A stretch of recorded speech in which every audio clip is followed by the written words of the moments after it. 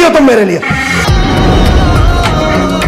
Drama serial अदावत की episode 32 में आप देखेंगे फहद अरीबा की चालाकियां अच्छी तरह से समझ चुका होता है। वो अरीबा को कॉल करके कहता है कि तुमने मेरी और मारिया की तबाही में कोई कसर बाकी नहीं छोड़ी, मैं सब कुछ जान चुका हूँ। तो वो कहती है तुम मुझे गलत क्यों समझ रहे हो, तुम मुझे मिलो, मैं तुम्हें सब बताऊंगी।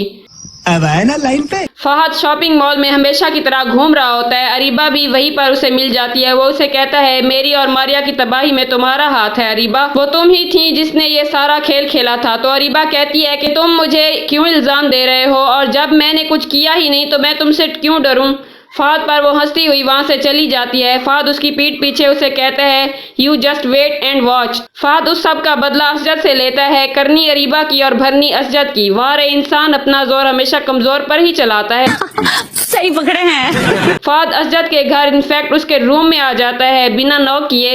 मारिया और असजद फहद को देखकर हैरान और परेशान हो जाते हैं कि फहद उसके रूम में क्या कर रहा है। तो असजद फहद से कहता है तुम यूं मेरे कमरे में क्या कर रहे हो। तो फहद भी बहुत गुस्से में होता है, उसे यही सवाल करता है कि तुम मेरी बीवी के साथ इस वक्त क्या कर रहे हो। अब ये कौन सा ड्रामा शुरू हो गया है यार, पता नहीं किसका दिमाग खराब हो गया है। मारिया कहती है मैं तो असजद की बीवी हूँ, तुमने तो मुझे डाइवोर्स दे दी थी ना।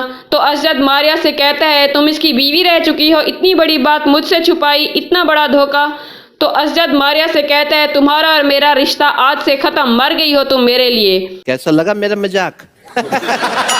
और मारिया का हाथ पकड़कर उसे रूम से घसीटता हुआ बाहर निकाल देता है। असजद मारिया की सच्चाई जान गया है। अब मारिया के बुरे दिन शुरू हो गए हैं। मारिया की कोई गलती नहीं, ये सब तो किया धरा इनकी माँ और बहन का होता है। फहद अगर असजद को ये सच्चाई ना बताता तो इसका क्या जाता। इसके तो पेट में कब से दर्द था, आज इसके पेट का दर्द ठीक हो गया होगा मारिया का घर बर्बाद करके, बैटरी कहीं का।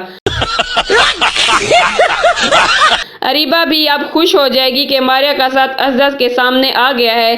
वो मिठाइयाँ बांटेगी क्योंकि मारिया की सबसे बड़ी दुश्मन वही है और ये रायता उसी का फैलाया हुआ होता है। तो देखते रहिए चटपटे ड्रामों की कहानियाँ रील्स विद रिया के साथ। मेरे चैनल को सब्सक्राइब करना मत भूलिए और अपना फीडबैक भी मुझसे ज़रूर शेयर कीजिए।